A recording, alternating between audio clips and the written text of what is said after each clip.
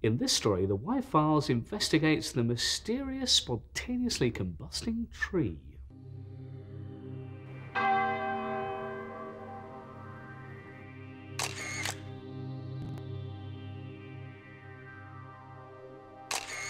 Wood is a pretty flammable piece of material, but not when it's alive, not when it's still a growing tree. And that's what this story is all about. The mystery of a conifer tree that burst into flames for no apparent reason. We spoke to two of the witnesses, Shirley Cook and Alexis Nicklon, to find out more about this intriguing mystery. On the day in question, it was the first really nice day that we'd had for considerable time because of the weather, rain all the while. We were trying to catch up in the garden, and which was the back of the house, and I'd got my family come to see me, and we'd been sort of having quite a nice morning, and I stopped to make a cup of coffee. I went into the kitchen and was in the process of this when one or two of them shouted, "Fire! Fire!" Well, at this I looked out and went to the patio doors, looked. I thought, I can't see any fire. I went back in the kitchen, continued making the cup of coffee and tea. At that, they said, "You better get onto the fire brigade, there's fire," and was dragging me out the kitchen towards the front. I couldn't understand why they were taking me out that way because obviously there isn't much garden and I didn't expect a fire to be out there. But the blaze was out in the front garden. Shirley's granddaughter picks up the story. We went out the front and the fire was ablaze, the tree was ablaze I should say.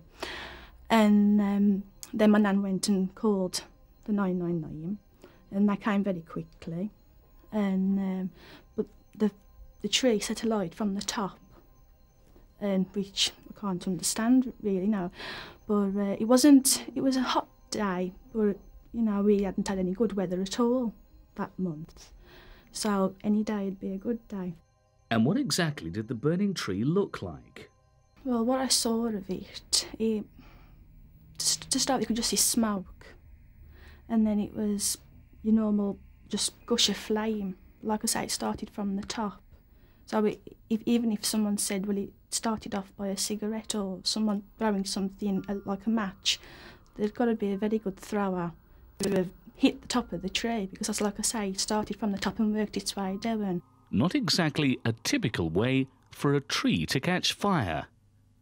When I went outside, one of the conifer trees had exploded into flames and flames were shooting everywhere.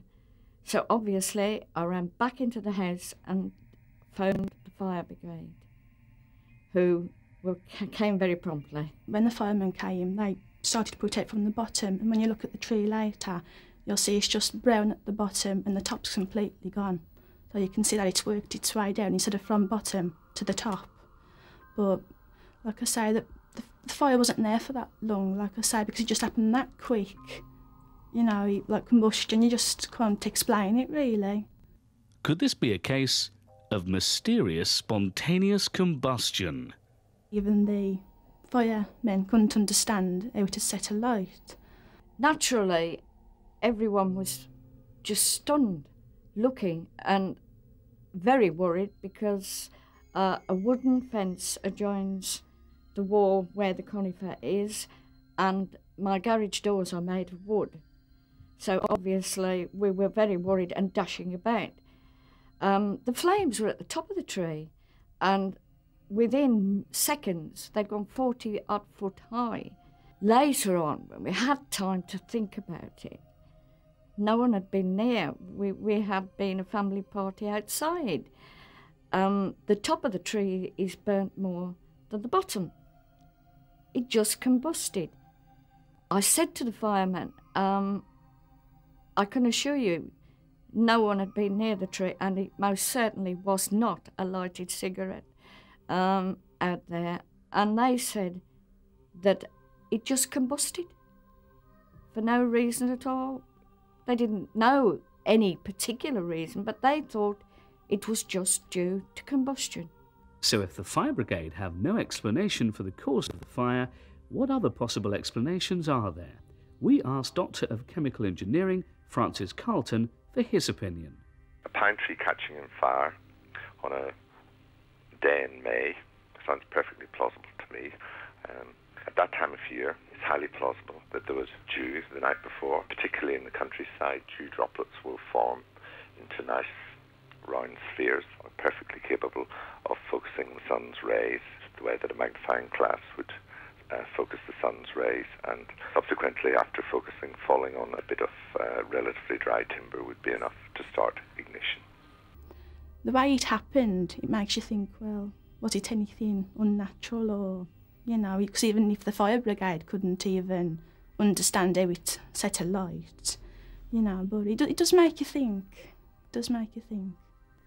I think that there are things that we can't explain. I mean, if there isn't the possibility of anyone setting fire to it, and if anyone saw the location, would realise that you'd have to be out of your mind to set your own fence and garage and then the house on fire. There was nobody near it. It just went up. It's just one of those things.